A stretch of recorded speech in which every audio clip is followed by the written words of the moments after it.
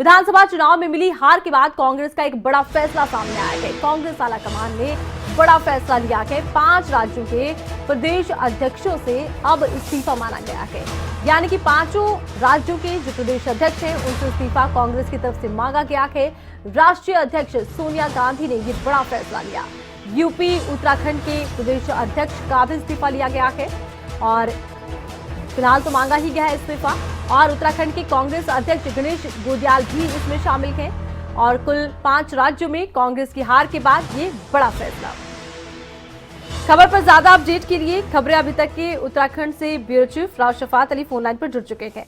राव शफात, कांग्रेस में मंथन और मंथन के बाद ये प्रदेश अध्यक्षों का इस्तीफा मांगना क्या इशारा करता है? देखिए आरती, जिस तरह से कांग्रेस की हार हुई है ऐसी कांग्रेस को उम्मीद नहीं थी जी कि 5 राज्यों में चुनाव हुए थे तो उसमें से लगता था कि 2 राज्यों में तो कांग्रेस से आ जाएगी। पंजाब और उत्तराखंड की बात करते हैं तो जी जब कांग्रेसी नेताओं से हमारी बात हुई तो उन्होंने कहा था कि 4 राज्यों में आएगी, उत्तर प्रदेश में नहीं आ पाएगी, लेकिन सीटें बढ़ जाएंगी। और हालात बद से बदतर नजर आए और 5 के 5 राज्यों में जो हार हुई है ऐसी शायद पहले कभी हार कांग्रेस ने नहीं देखी। उत्तराखंड में श्योर था कि बिल्कुल एकदम आश्वस्त थी कांग्रेस की आ जाएगी कांग्रेस, लेकिन ऐसा नहीं हुआ। सत्तावार नेता है पूर्व मुख्यमंत्री हरीश रावत, वो खुद अपनी सीट को हार गए। जो प्रदेश अध्यक्ष हैं आरती गणेश गोदियाल, वो अपनी सीट तक हार गए। तो ऐसे में एक खास बैठक हुई थी दिल्ली के अंदर। हालांकि परसों तो 2 दिन पहले तो इस तरह की कोई बात नहीं थी कि इस्तीफा लिया जाएगा, लेकिन अब सोनिया गांधी ने जो राष्ट्रीय अध्यक्ष हैं उन्होंने कहा है कि 5 के 5 राज्यों में जो प्रदेश अध्यक्ष हैं वो अपना इस्तीफा सौंप। तो अब इस्तीफों का सिलसिला शुरू हो जाएगा। यहाँ गणेश गोदियाल है, नवजोत सिंह सिद्धू पंजाब में है, लल्लू सिंह उत्तर प्रदेश में है, इसी तरह मणिपुर और गोवा के प्रदेश अध्यक्ष भी इस्तीफा देंगे। क्योंकि अभी अगर कल की बात करें आती तो कल हमने बात की थी गणेश गोदियाल से, तो उन्होंने कहा था कि वो अपना इस्तीफा अपने आप नहीं सौंपेंगे, लेकिन अगर हाईकमान इस्तीफा मांगता है तो वो इस्तीफा सौंप देंगे। तो अब हाईकमान की ओर से ये आदेश जारी कर दिए गए हैं और ये हार को देखते हुए फैसला लिया गया है।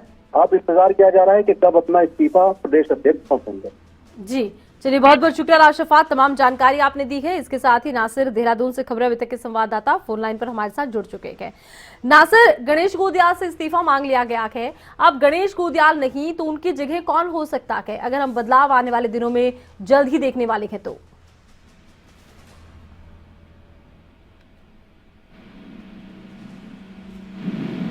जी नासिर, आप आवाज सुन पा रहे हैं?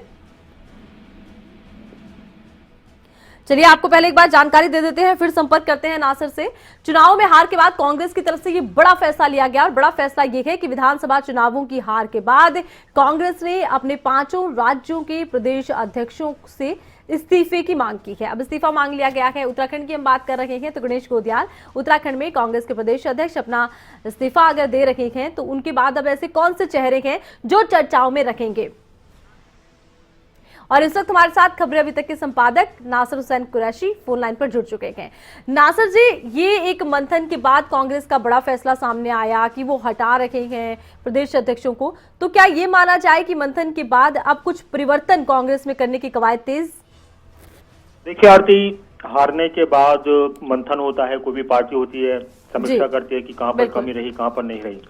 पर इसमें कोई शक नहीं है कि जो बड़े पद होते हैं उनको जिम्मेदारी भी लेनी चाहिए और वो लेते भी हैं और कई बार नहीं भी लेते हैं जी। लेकिन कांग्रेस ने ये मंथन किया है, समीक्षा की है कि भाई पंजाब में जो हमें नुकसान हुआ नवजोत सिंह सिद्धू और चरणजीत सिंह चन्नी उनके आपसी मतभेद की वजह से हुआ है जी। कांग्रेस के जो उत्तर प्रदेश के अध्यक्ष हैं अजय कुमार लल्लू, ठीक है, संघर्ष उन्होंने किया, लेकिन एक वैसा चेहरा नहीं थे जो बहुत ज्यादा पब्लिक पर असर डाल पाए, पूरे इतने बड़े उत्तर प्रदेश पर असर डाल पाए। वही उत्तराखंड की बात की जाए, गणेश गोदियाल की तो राव शफात अली बता रहे थे। और खबर यह है कि जो गोवा के प्रभारी हैं उन्होंने भी अपना इस्तीफा दे दिया है। इसके अलावा बहुत सारे ऐसे, चाहे वो गोवा के मणिपुर के लोग हों। अच्छा, जो बात थी ना कि पंजाब में तो ठीक है टक्कर की लड़ाई थी, लेकिन कांग्रेस को इतनी उम्मीद नहीं थी कि वो उत्तराखंड में भी इतनी बुरी तरह हारेंगे और गोवा में भी सरकार, उनको ये उम्मीद थी कि हम गोवा में भी सरकार बनाएंगे और उत्तराखंड में भी बनाएंगे और मणिपुर में भी एक मजबूत स्थिति में नजर आएंगे। तो यहाँ पर यह है कि अब कांग्रेस इनसे तो इस्तीफा मांगेगी, लेकिन आने वाले वक्त में जिन प्रदेशों में कांग्रेस के और भी जिन प्रदेशों में चुनाव होने हैं वहां के लिए क्या कांग्रेस कोई संदेश देना चाहती है, क्या वहां के प्रदेश अध्यक्षों की मजबूती को लेकर भी कांग्रेस कुछ करेगी, ये भी अपने आप में एक बड़ा सवाल है। और एक बात ये भी है कि क्या इससे जो आपस में कांग्रेस के अंदरूनी जो बहुत सी उठापटक नजर आ रही है, तो इससे क्या उस पर थोड़ी सी रोकथाम होगी। काफी बयानात इसमें सामने आ रहे हैं, तो ये सारी चीजें, लेकिन हाँ, हार की जिम्मेदारी ली जाती है, लेकिन और भी बहुत सारी ऐसी चीजें जिसके बारे में कांग्रेस को अपनी पार्टी को मजबूत करने के बारे में सोचना होगा। तो क्या हम ये मान सकते हैं कि कांग्रेस के मंथन के बाद ये केवल पहला ही फैसला सामने आया है, अभी तो कुछ और बड़े फैसले कांग्रेस की तरफ से लिए जा सकते हैं? हो सकता है कि जिन प्रदेशों में हार हुई है वहां से इस्तीफा मांगा गया है। इसके साथ ही जहां आने वाले वक्त में चुनाव में अगर कोई कमजोर प्रदेश अध्यक्ष नजर आता है तो उसको भी तब्दील कर दिया जाए, और मेहनत अभी से शुरू करनी पड़ेगी। बीजेपी से तमाम पार्टियों को ये सीखना होगा कि चुनाव की तैयारी चुनाव के दौरान ही नहीं करनी पड़ती है, बल्कि पहले से उसमें लगा रहना पड़ता है। जी, तो रणनीतिक तौर पर भी कुछ बदलाव हो सकते हैं कि कांग्रेस में देखे जाएं, लेकिन ये भी कह सकते हैं कि कांग्रेस के अंदर भी कुछ आवाजें अब उठ रही हैं गांधी परिवार को लेकर। इन खबरों पर आप क्या कहेंगे?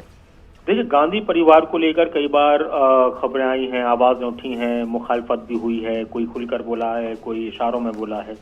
लेकिन एक चीज कांग्रेस की जो एक बड़ा काडर है कांग्रेस का, वो ये भी कहता है कि गांधी परिवार के अलावा फिर कांग्रेस को कोई बचा भी नहीं पाएगा। गांधी परिवार की वजह से ही कांग्रेस के जो नेता हैं आपस में कहीं ना कहीं जुड़े हुए हैं। अगर गांधी परिवार के अलावा किसी और को बागडोर दे दी जाए तो शायद फिर जो और मतभेद है वो और ज्यादा उत्पन्न हो जाएंगे। ये भी बहुत से लोगों को लगता है। बहुत से लोगों को लगता है कि नहीं, परिवर्तन होना चाहिए और किसी नए को मौका देना चाहिए। लेकिन राजनीति में कब कौन सी बात कहां पर फिट बैठ जाए और फिर वो क्या प्रचलन बन जाए, अपने आप में बहुत मुश्किल होता है कई बार सोचना। बिल्कुल, चलिए बहुत बहुत शुक्रिया नासिर जी, तमाम आपने जानकारी दी है कि क्या कुछ आने वाले दिनों में होता नजर आता है कांग्रेस के अंदर। फिलहाल मंथन का एक दौर देखने को मिल रहा है।